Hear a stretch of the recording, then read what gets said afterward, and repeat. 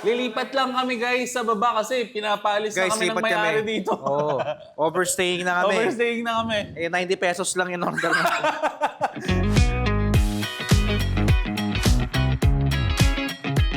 So, welcome back to...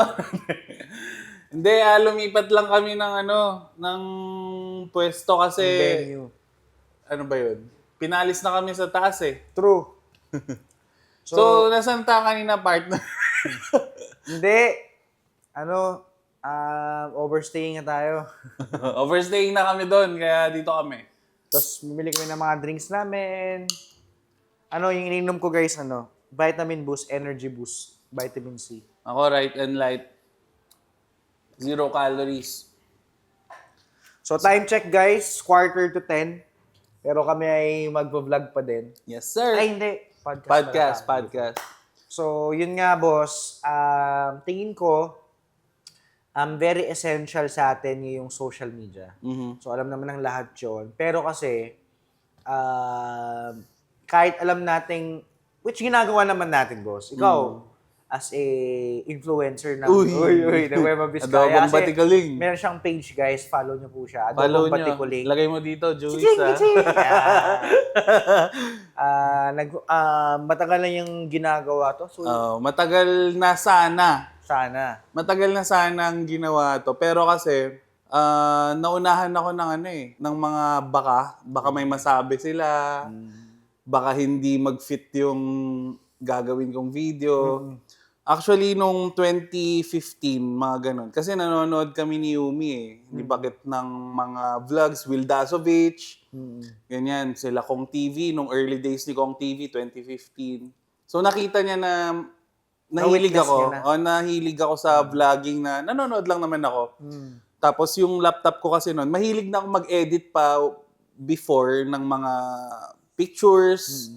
Tapos papitik-pitik ng videos kasi kailangan mo ng magandang laptop para makapag-create ka ng mga solid contents. Ngayon, nagulat ako kay Yumi noon, niregaloan niya ako ng Canon na 750. Canon 750D.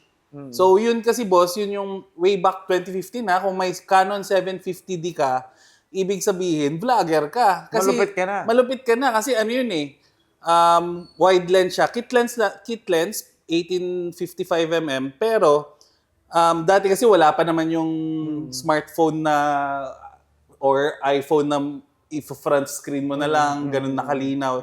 So dati, dinagaluan niya ako ng Canon 750D, yung may screen flip mo, Para tapos makita mo. mache-check mo yung mukha mo, which is yun yung ginagamit ng vlogger that time. Tapos, Anong year yan, boss? 2015, mga ganun. Tapos, meron pang may kasama pang Rode na mic, which is ginagamit ng vlogger talaga. Binili niya sa tropa sa Davao Mall, no? So, binili niya yun. Sino si Mahal? Si Yumi. Yeah! Binili niya yun ng, syempre, that time, malaki na yun. Pero, tawag dito. So, complete setup na sana ako. Meron akong magandang mic, meron akong magandang, kasi Rode mic yun, boss. Tapos, Canon 750D. So, wala na dapat akong reason. Kung gusto ko lang talagang mag-vlog that time, Pwede sa pool talaga. na. 2015, hindi pa putok ang vlogging. Mangilan-ngilan, meron. Mangilan-ngilan. Casey Neistat, Gary V. Si Casey Neistat talaga, sa New York yun eh.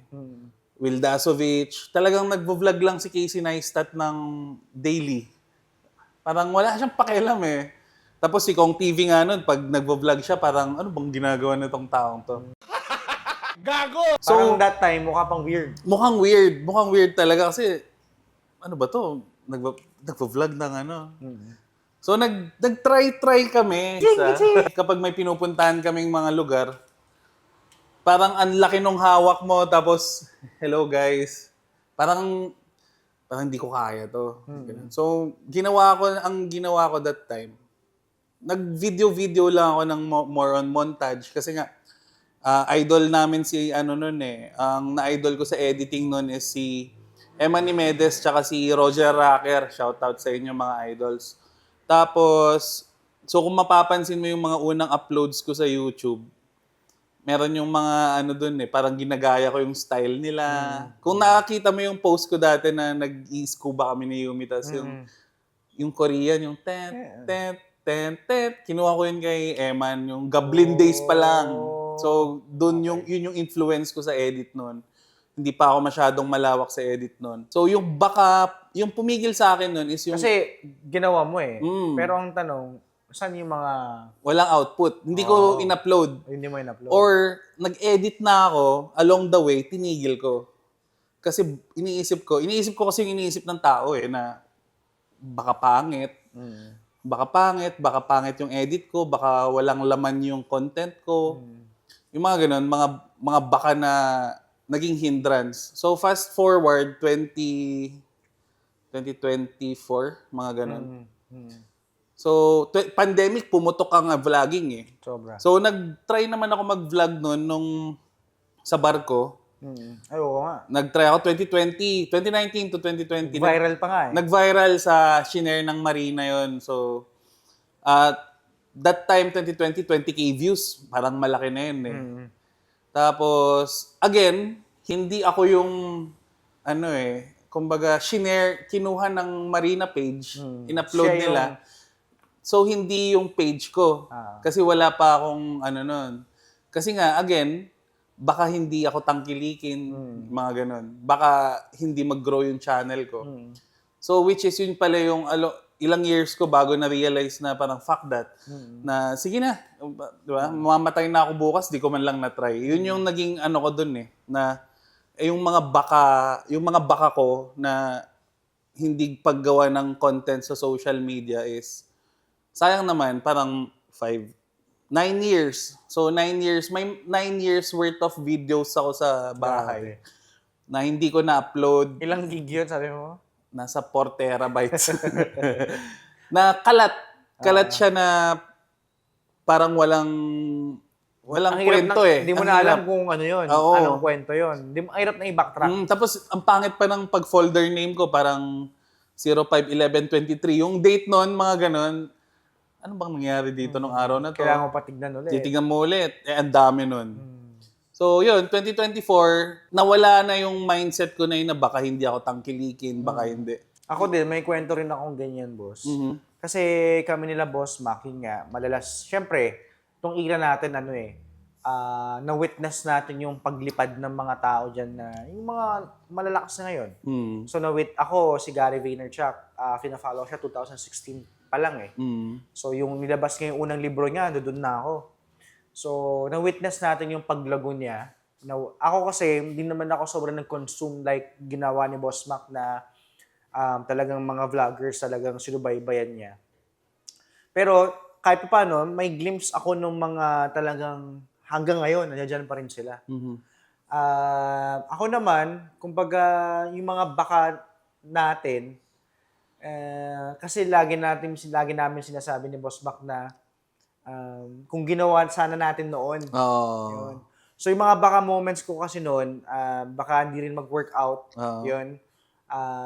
Baka cringe lang din tayo tignan, corny. Ganun. Kasi parang somewhat cringe din nga yung hindi talaga normal tong ginagawa. Pero sabi nga ni Gary V na ang hindi na normal ngayon, yung hindi kayo nagko-content. Ang dating hindi normal doon, yung nagko-content. Ngayon, 2025, ang hindi normal ngayon is hindi ka nagko-content. Ang hindi na normal ngayon ay hindi ka nagko-content. Hindi ka nagko-content. So, marami rin tayong mga baka yun nga, baka hindi rin naman worth it. Baka kumbaga too late na. Baka ganun eh. Baka too late na kasi nung pandemic, boom, sobrang dumami yung influencers kasi nung pandemic, walang magawing tao. Ang daming nag-boom. So, na-miss out natin yun na sa yung kakabaka natin na baka hindi naman panoorin eh. Pero sabi nga ni Kong TV na may naalala ko na sinabi niya. Kung alam ko dati like 2013 or 2012, 2010 na magkakapera dito sa YouTube. Grabe yan. Di 5 years pa, 2005, ginawa ko na eh. Inagahan ko pa lalo. 'Di ba? Pero siya, di mo kasi wala naman siyang makulit lang siya. Ngayon, doon pumapasok yung after nung baka, yung pumapasok yung mga words namin ni Boss Mac na sana ginawa natin. Sana ginawa natin, no? Oo. Sana nung 2015, nag-start na ako. So yung sana na yun, nag-active ako ng 5 years. Eh di sana, nung 2020, ewan ko lang kung baka may page na ako na nung 2015, kunyari, gumawa ako ng content na. So nagtuloy-tuloy. Kunwari lang sana lang. So sana, baka nung 2020, lumipad din yung page ko. Mga ganun. So yun yung mga sana. Pero tapos na eh. So, ang ano ko lang is sana hindi na natin to i-miss out ito na. Kasi mamaya after 2-3 years, sana boss, ginawa natin yung podcast nun, no? Sana boss, nag-daily vlog tayo nun, no? Sana tinuloy-tuloy lang natin. Kasi sa totoo lang, tama yung sinasabi nila na yung regrets, yung sana. Ang magiging regret mo lang naman, kasi yung yung naghumarang lang naman doon is yung baka mo eh. Kaya ka nagkaroon ng sana eh. Baka kasi ganito, baka kasi ganyan. So yung mga negative thoughts, yung mga fear na wala pa naman talaga doon eh. I-judge ba talaga tayo? Dahil ba wala tayong pera kaya tayo nag-vlog? Baga hirap na. Yung kasi mga yung judgment. Partly correct. Oo. Kumbaga parang walang-wala ka na ba talaga kaya ka mag-vlog? Parang ganun yung feeling ko kasi din nun.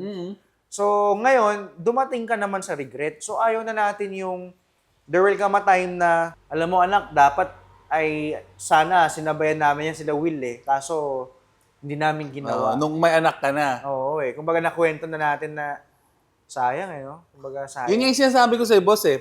Pandemic, nakasama mo sila Bornak, sila Patricio, sila mga crypto guys. Pero umalis ka, hindi ka naman umalis. Biglang Traditional.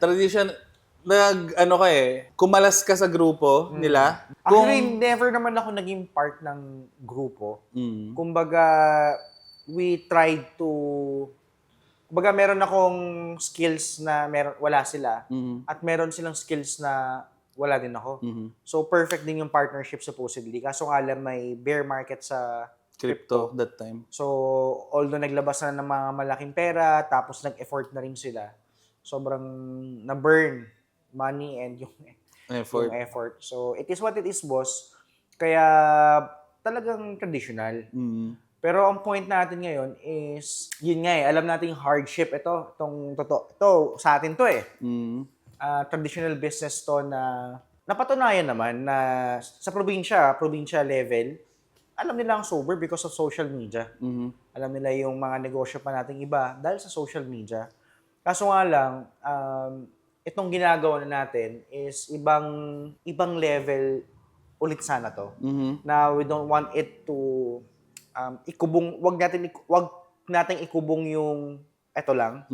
Kaya nga may social media ngayon, may AI na nga boss eh. Kaya feeling ko minsan sobrang huling-huli. Napag-iiwanan tayo. Kaya kumbaga sabi ko nga I need to be kind to myself kasi nga I am now being uncomfortable dun sa pag-vlog ko, boss eh. Sobrang uncomfortable yun na every time na may gagawin ako, I need to take video of myself. Or kahit anong, something very, very uncomfortable. Kasi hindi ko ginagawa yun eh. Hindi siya normal sa akin. So, sobrang hirap sa part na yun. Kaso nga lang, kailangan ko mag-adapt eh. Kailangan ko mag-adapt na hindi pwedeng traditional business lang ang ginagawa ko. Kailangan ko mag-adapt doon sa totoong nangyayari sa mundo, totoong nangyayari sa syudad, na pwede rin naman mangyari yung, example nga kino-consume kong produkto sa internet.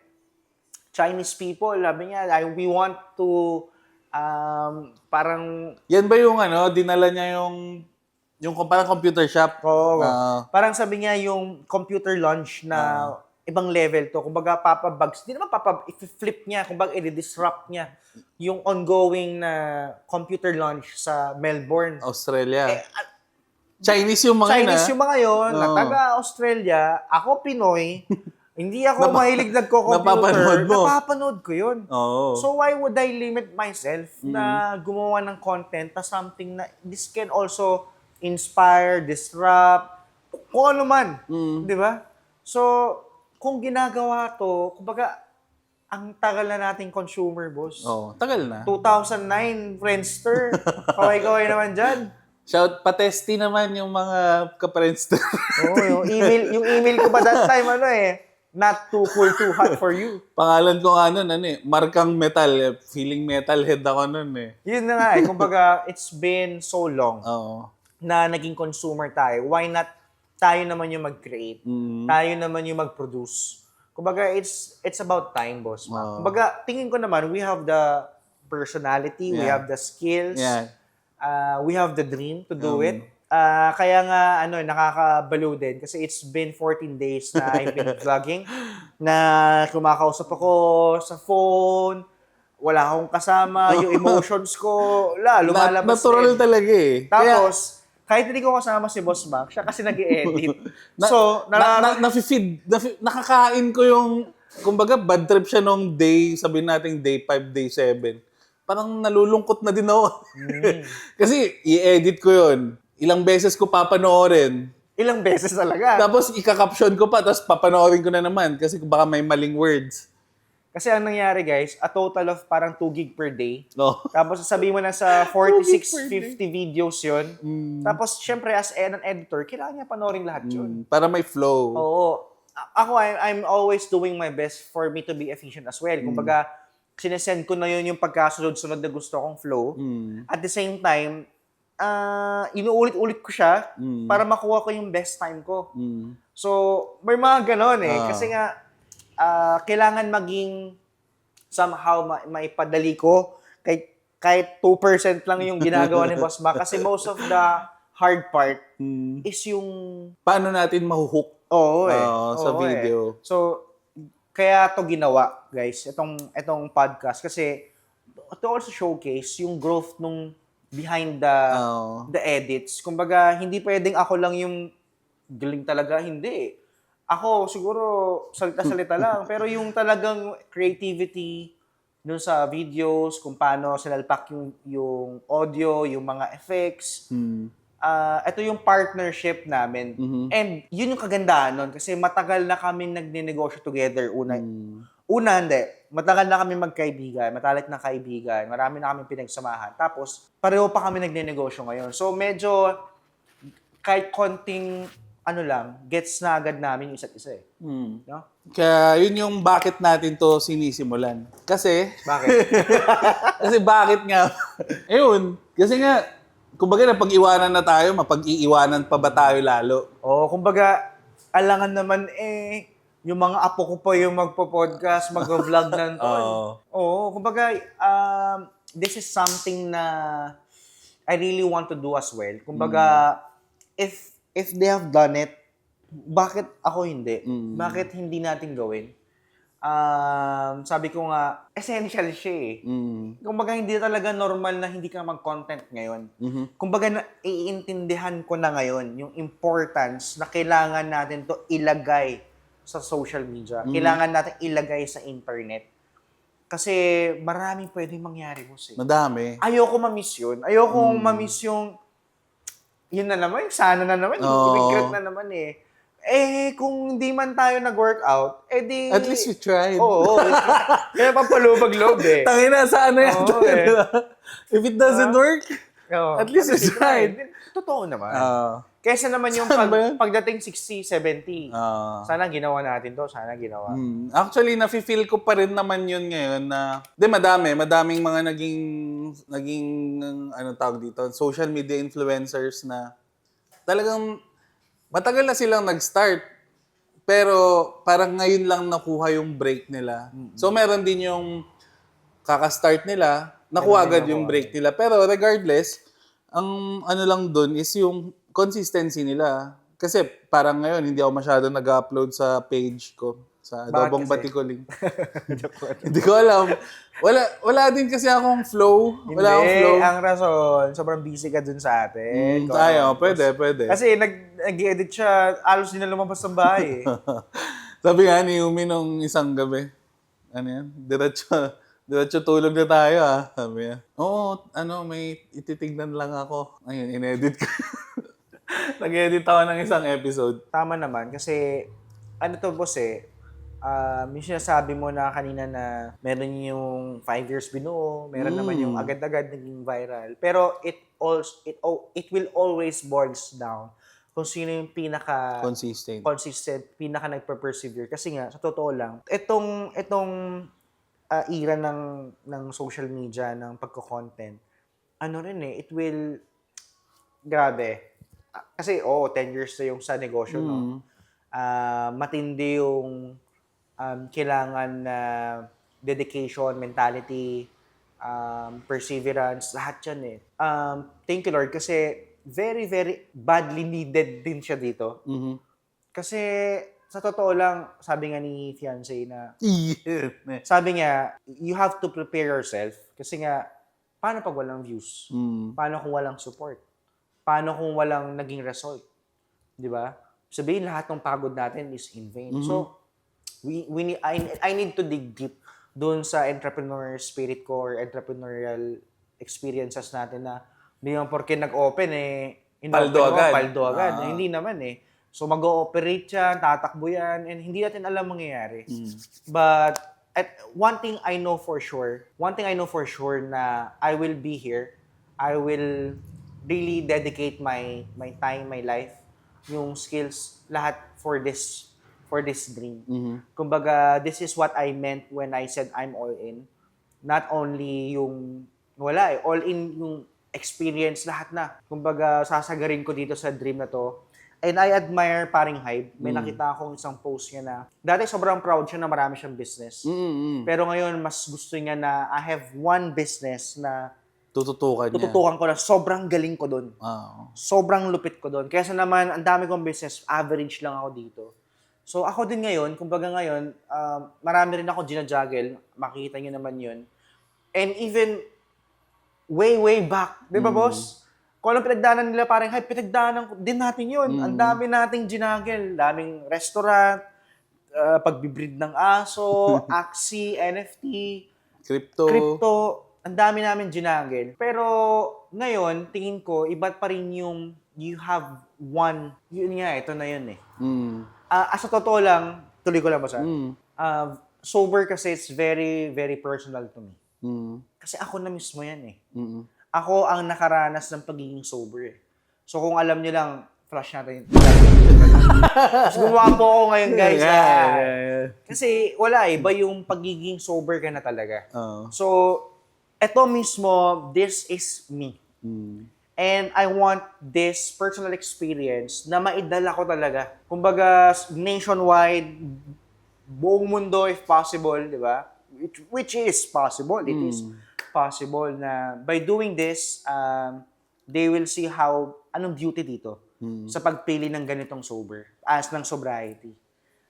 Kaya very, very natural siya. It will be, ako to nararanasan ko siya So, hindi ako magiging trying hard na, di ako inom, gano'n, na, party, lungkot, wala na nalagpasan na natin yun. Maraming temptation, pero wala. Kumbaga, solid na yung foundation natin, which is si Lord yun. Yes, sir. Yes, sir. Siyempre, pag so kailangan natin maging consistent talaga. Isa sa mga key para ma-disrupt natin yung algorithm para yung personal page mo, matag ni Meta as siguro lifestyle influencer or ano.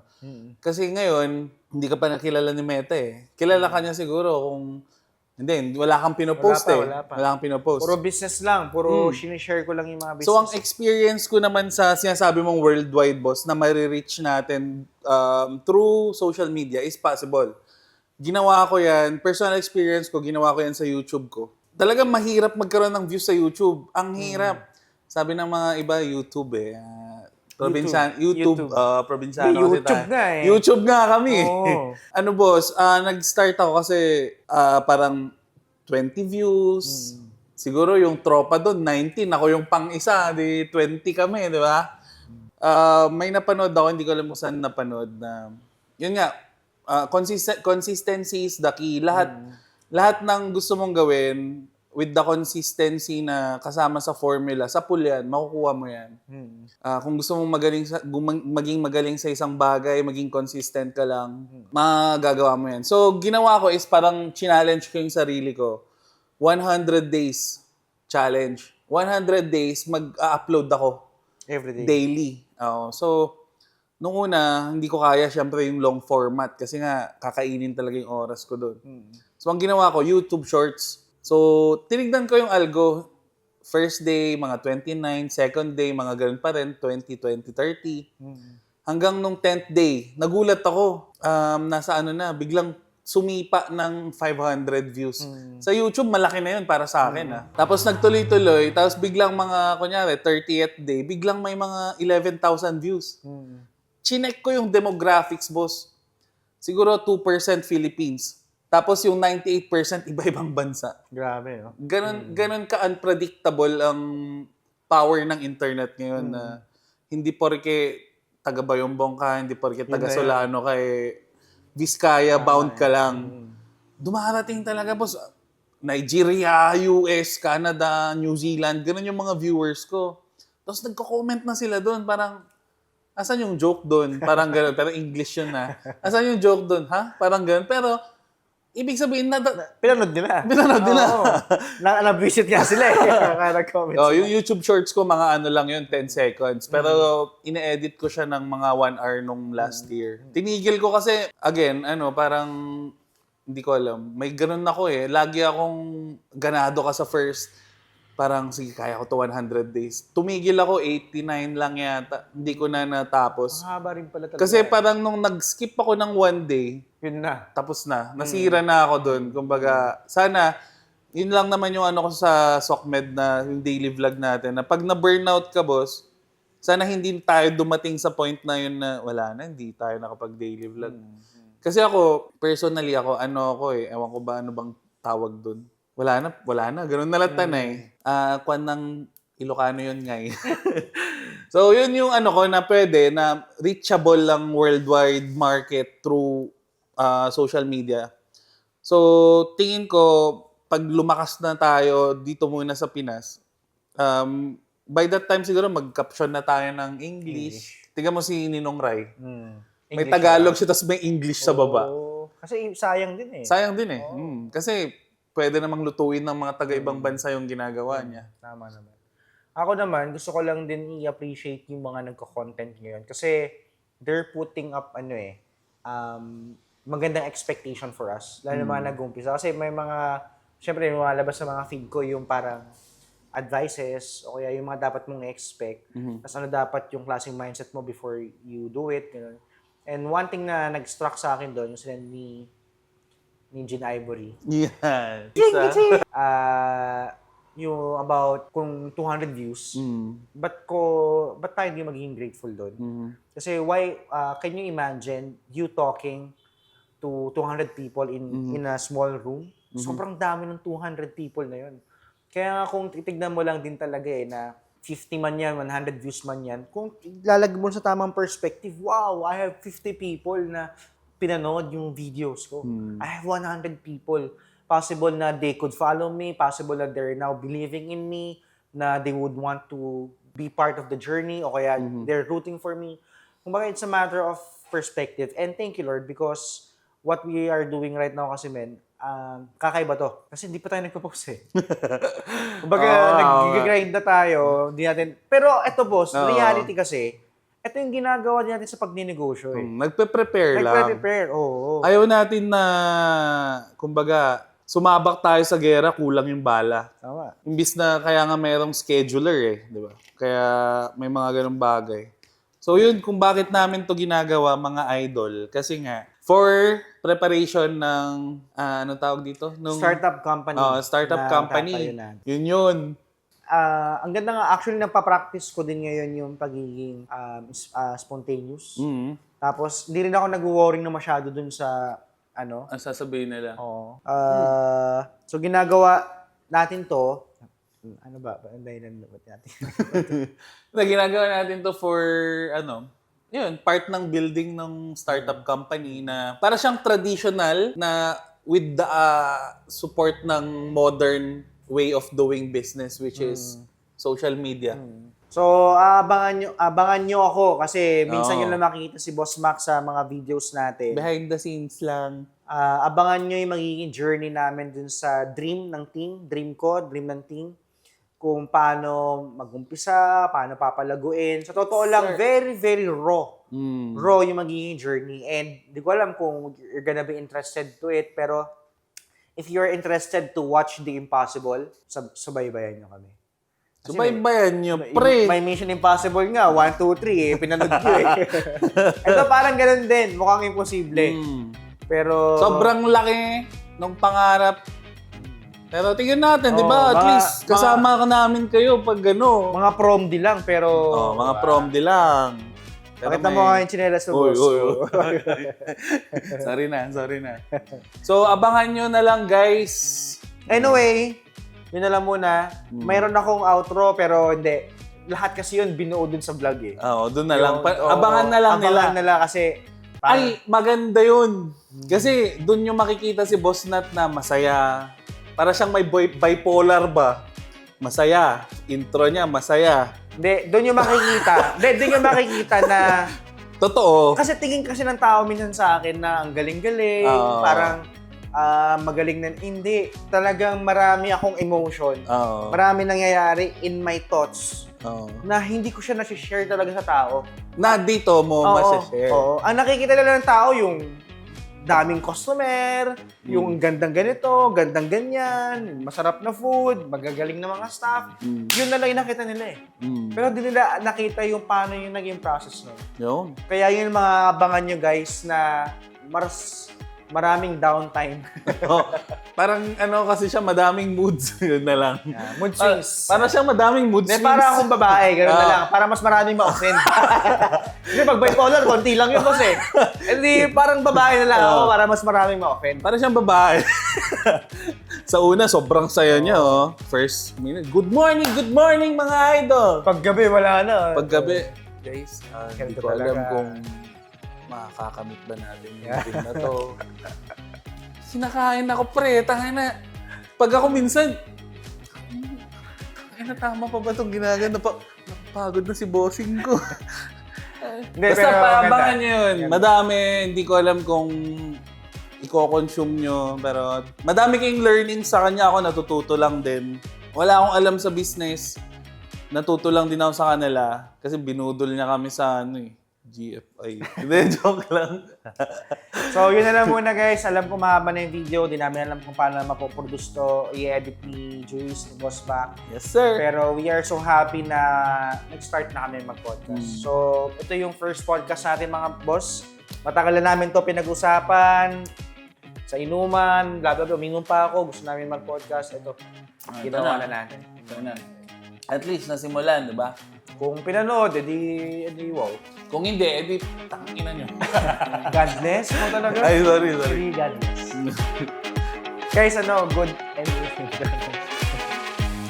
Bye-bye.